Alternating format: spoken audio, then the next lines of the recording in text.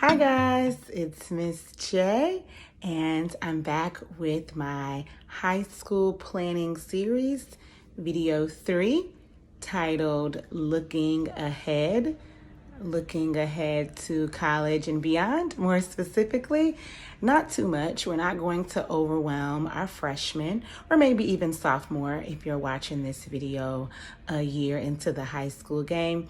We're not going to overwhelm them too much, but part of a good plan is looking ahead and working backward in order to cover exactly what it is that you want to cover and hit that target as close as you can. So before I get started with the content, I want to go over a few housekeeping things. So the first is that this video is going to be specific to high schoolers who are college bound. So in previous videos, I believe in video 2, I talk about a vocational track or a non-college bound track. And for the most part, the series will include content for high schoolers, whether they are college bound or not. But video 3, looking ahead, is going to really focus on high school students who are college bound. So if that's not your high school student, you can skip video 3 altogether and join us back again in video 4.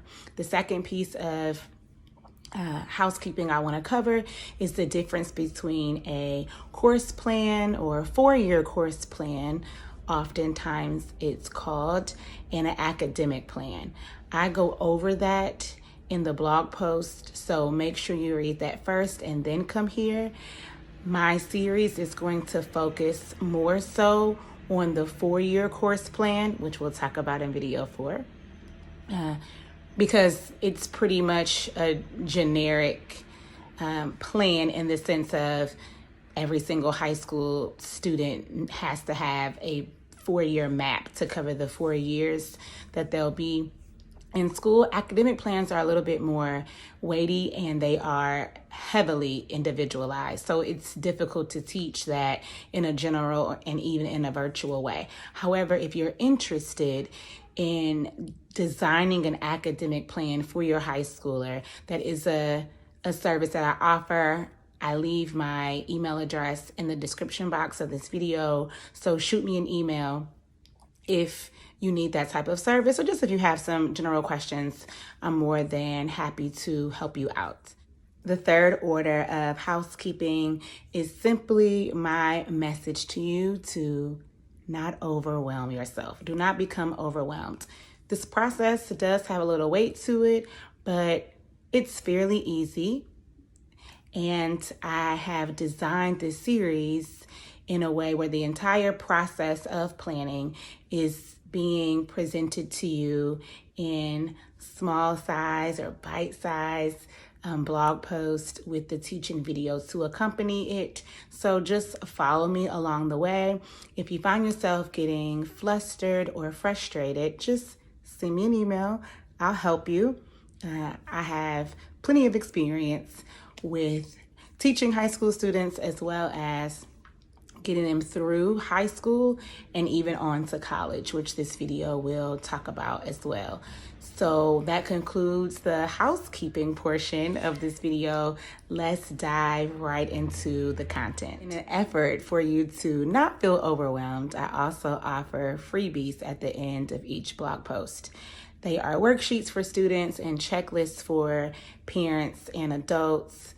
It helps me as an educator and just a type A avid planner to have some tangible, hardcore evidence or paper, if you will, that marks both progression and or completion when I'm engaging in a process, especially one that's a little lengthy as high school planning can be. We'll take the summer each week and go over each step. So please email me if you need any assistance, and please do take advantage of the freebies that I'm offering. It's a very easy and user-friendly way to guide yourself through the process and hopefully not feel frustrated. I don't want anyone to feel taxed during this process. That concludes the housekeeping portion of this video. Let's dive into the content. And in the blog post, I tell you that I'm going to use Hampton University as an example. So you'll see that live in this video. I also mentioned some other language. I want to divide this up a little bit so you have a better understanding. There is general other language that the university makes a part of the admissions process. It may or may not be a requirement, depends on how it's written. And then there is specific other language that is meant directly for homeschoolers.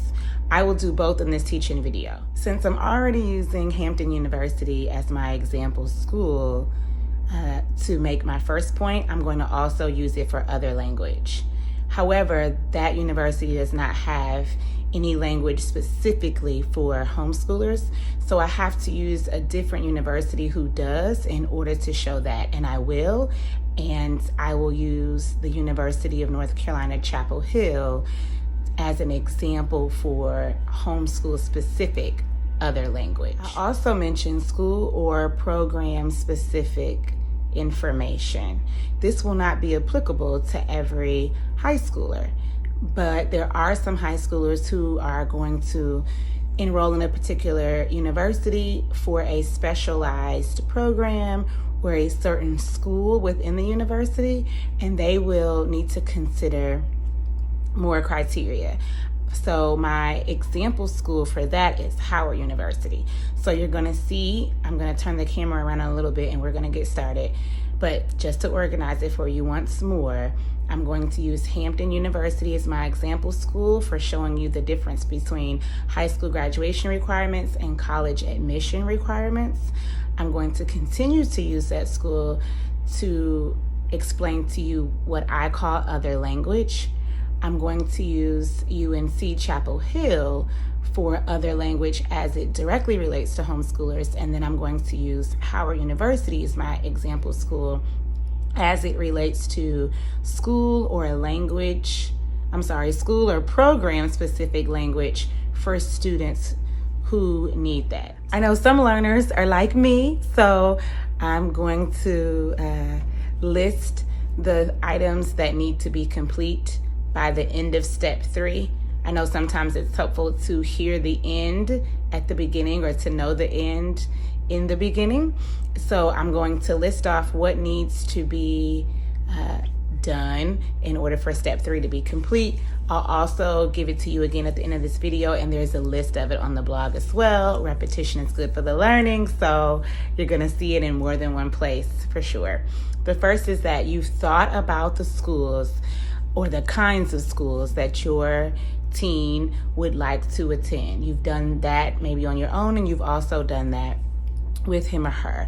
The second is that you have browsed websites of colleges that your teen is interested in. Again, whether you do that independently or you do it with your teen, it's good to do it together, but it's also good to do a little bit of it ahead of time before you sit down with them.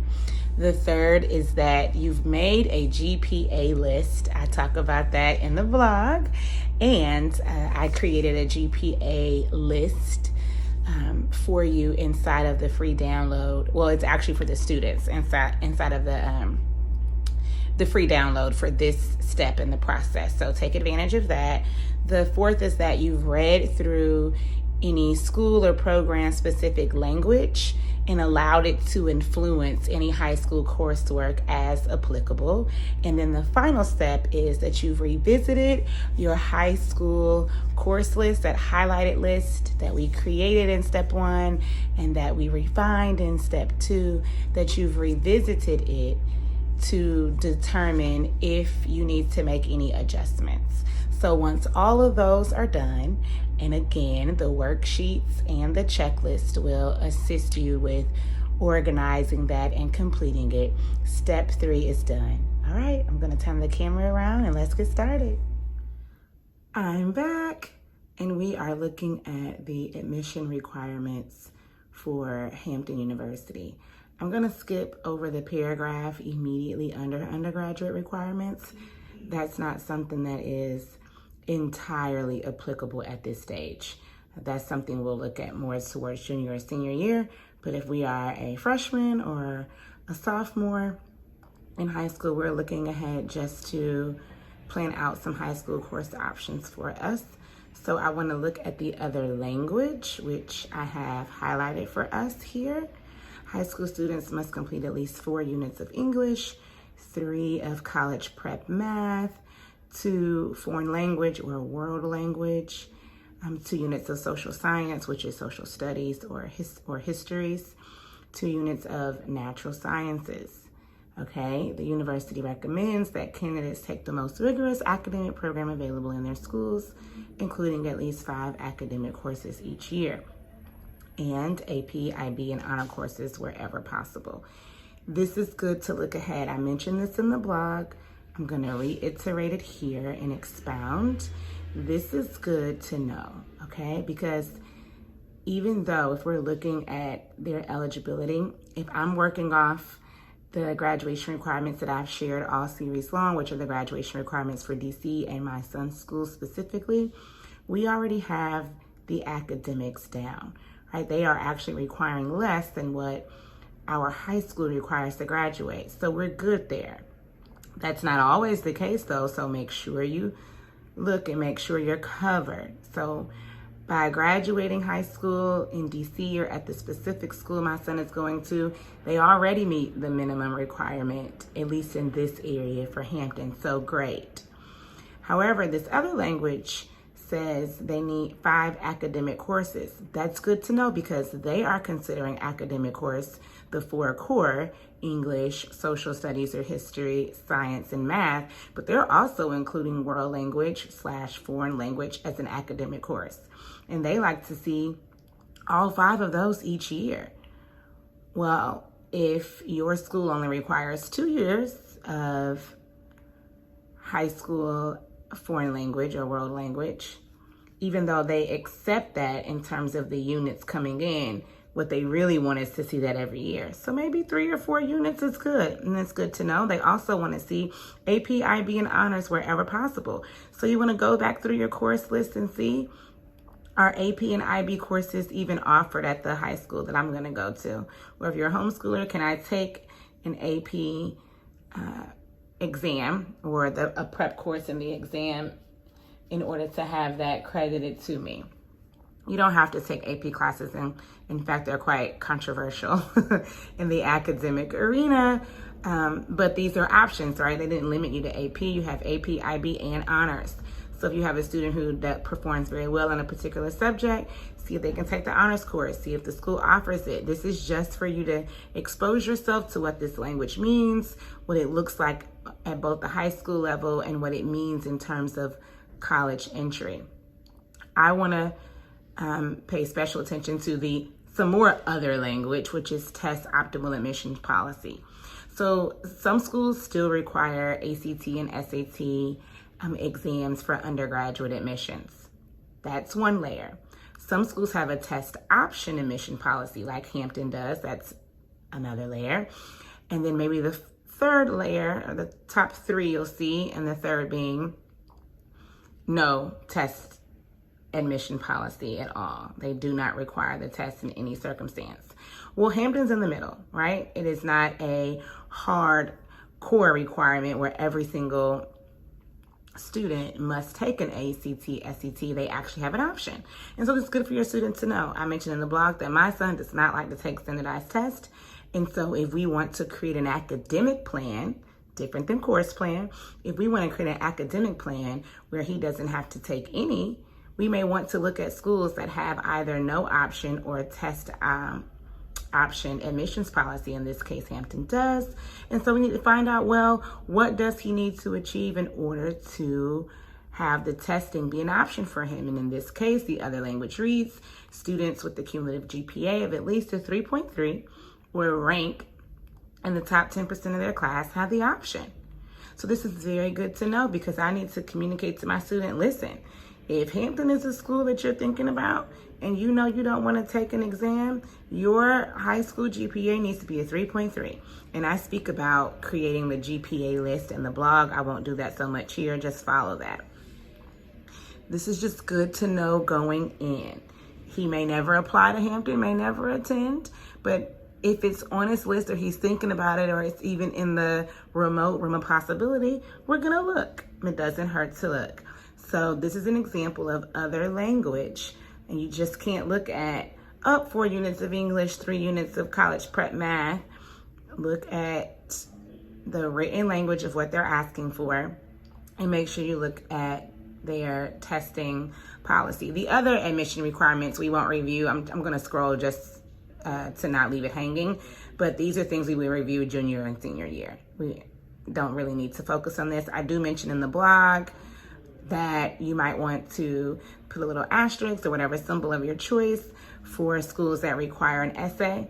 You just need to put a little in your academic plan when you're listing potential schools, create a symbol, an asterisk to say this school requires an essay. Nothing to really do about it freshman year, maybe not even sophomore year, but when you return back to your academic plan in junior year, it'll be good to know what the schools that have those essays, so you can begin to relook at that at that time. Okay, I'm gonna move on to my example with UNC Chapel Hill, particularly for homeschoolers. So even this language I mentioned is general language that applies to both homeschoolers and non-homeschoolers, right? This is just the language that you need to know to apply regardless of schooling choice.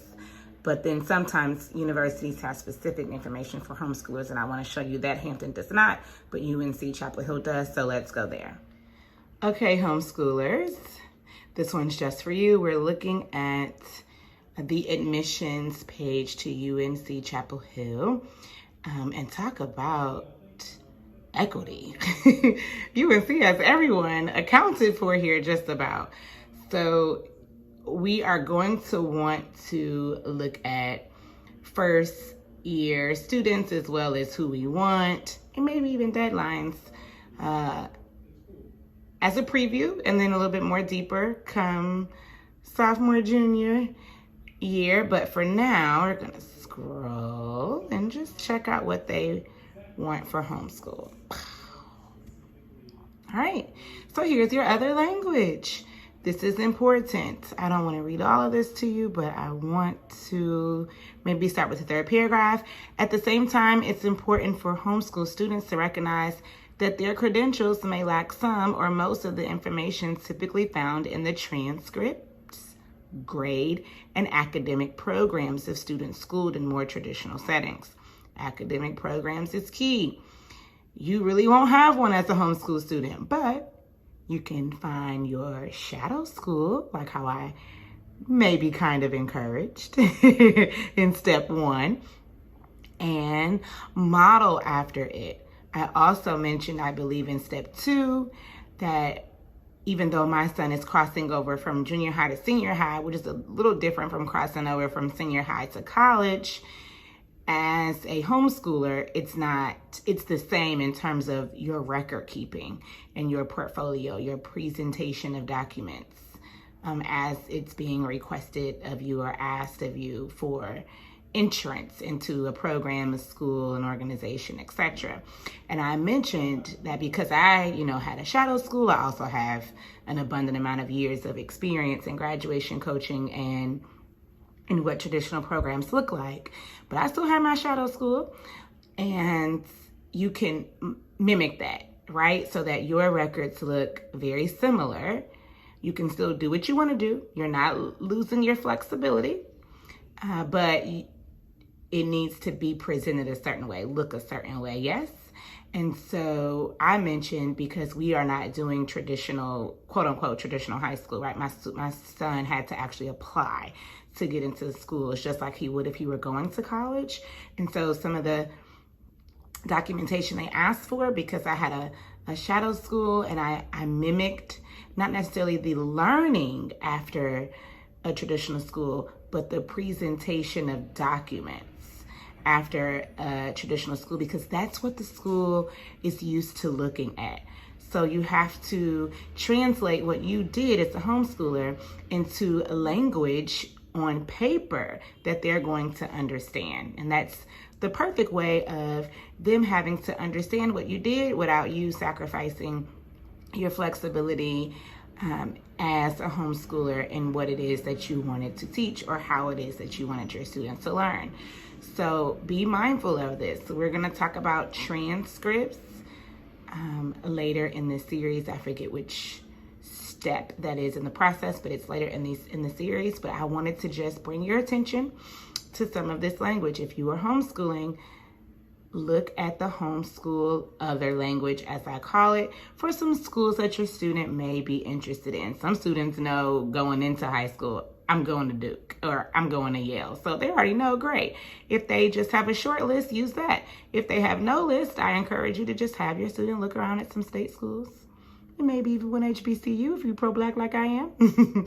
But make sure this is accounted for. And then it ends with, for that reason, we recommend that homeschool students do their best to help us see their academic performance in the clearest possible light. One way also of doing that, homeschoolers, is to call the school. What is it that you want to see? And mirror that. So you could be doing some mirroring from your shadow school at the high school level and some mirroring of what it is the college wants to see, if you even believe that your child is remotely interested in participating or attending that school, And then they tell you how, the chosen methods. You can take courses at the community college, join organizations in your community, right? I don't need to read this all to you. This gets more into an academic plan, which is different than the 4-year course plan, like I already explained. But for example's sake, you can see the difference here in real time. All right, I go on later in the blog to talk about school or program specific language, and I tell you that I will do that with Howard University as an example. So let's go there.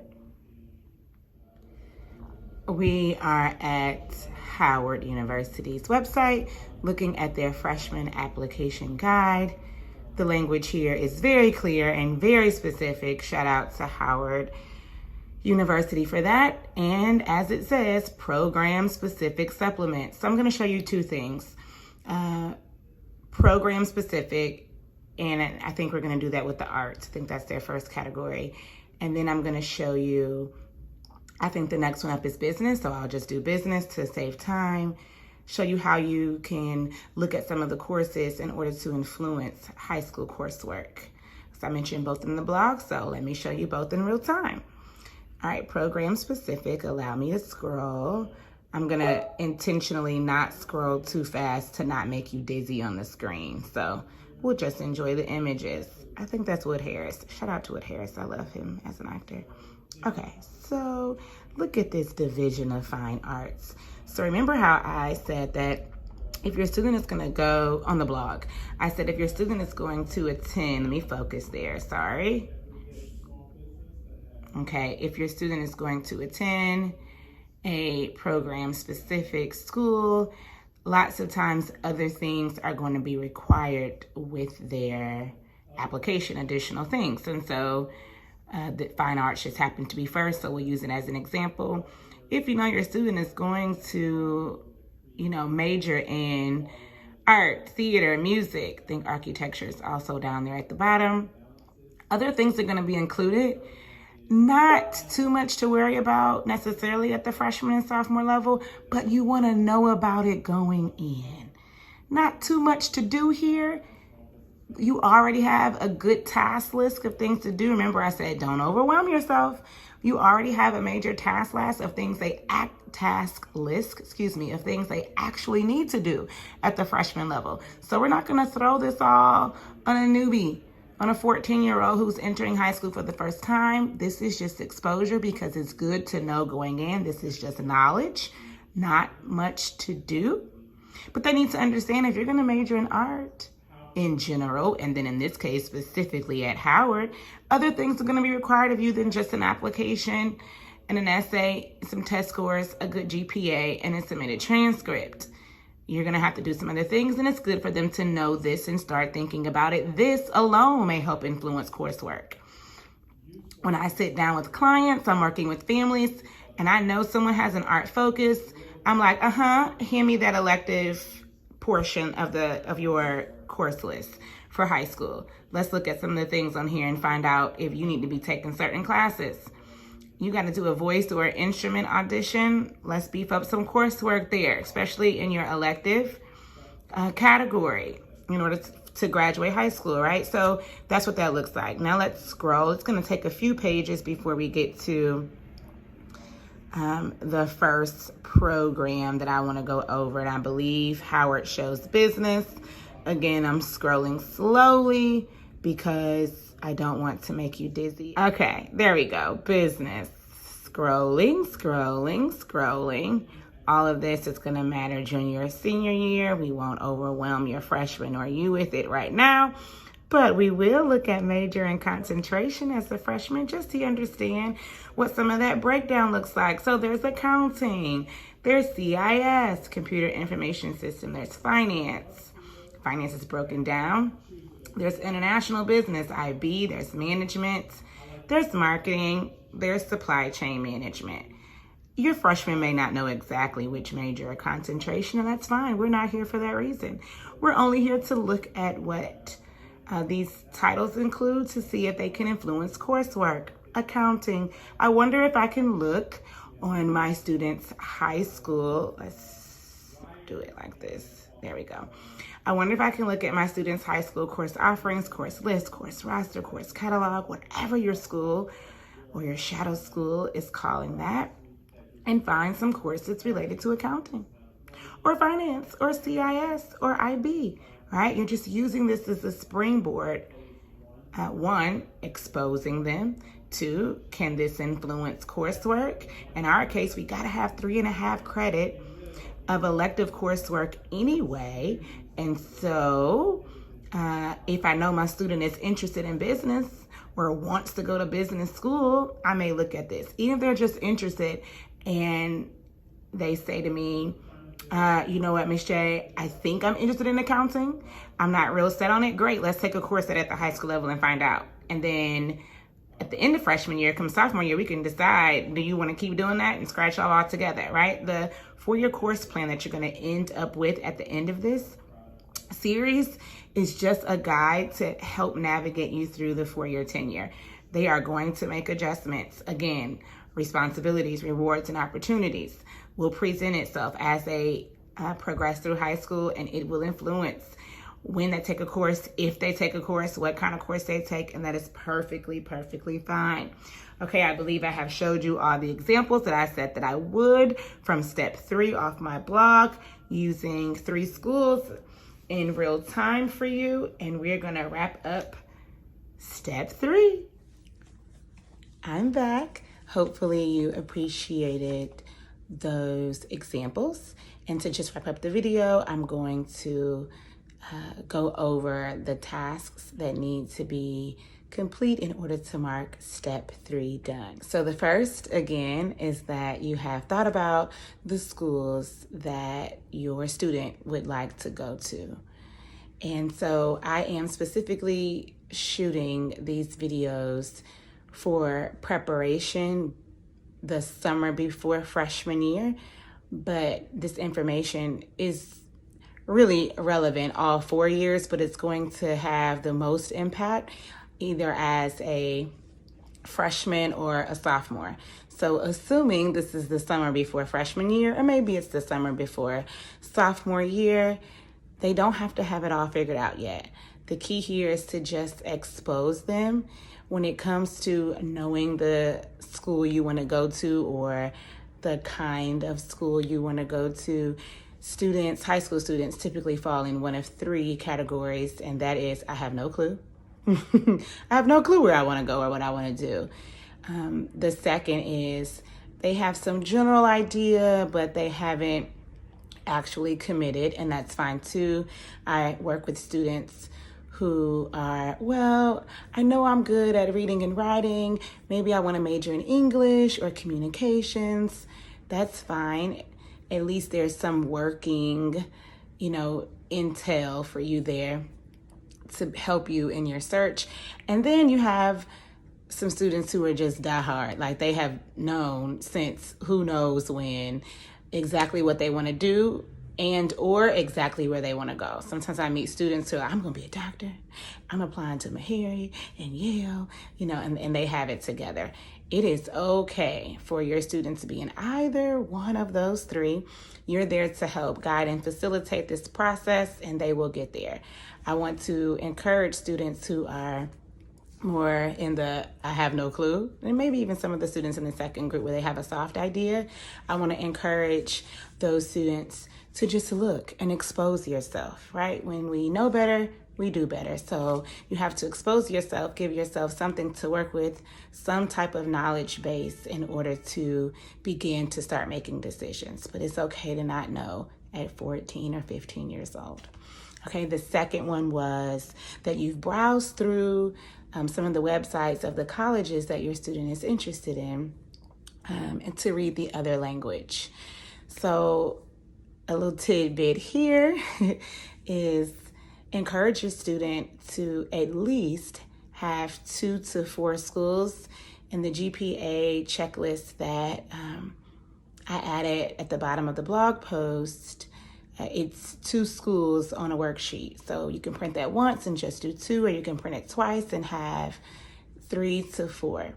And if a student is still completely clueless, just try it out with 2 state schools that are either nearby or local to your state.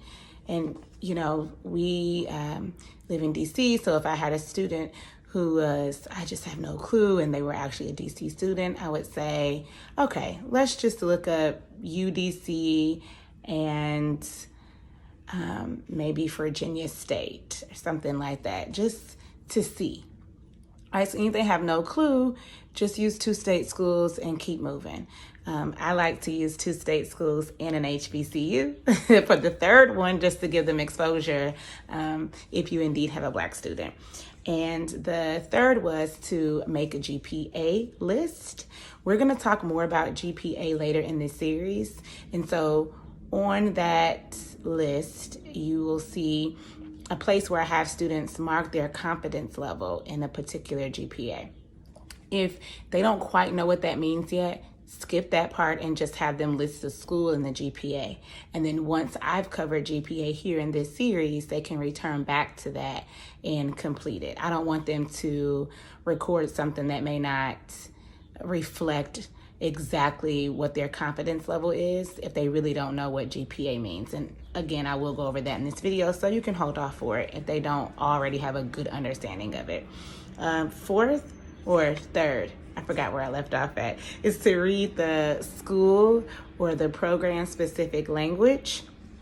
Just like how you saw me doing the video with Howard, there's going to be some specific information that relates specifically for a program or a school. Moving on, the last is that you've revisited the high school course list in order to decide if more coursework relevant to a particular program, to a particular school, can help your student.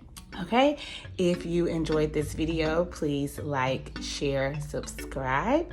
I look forward to assisting you through this process and seeing you in video 4. Peace.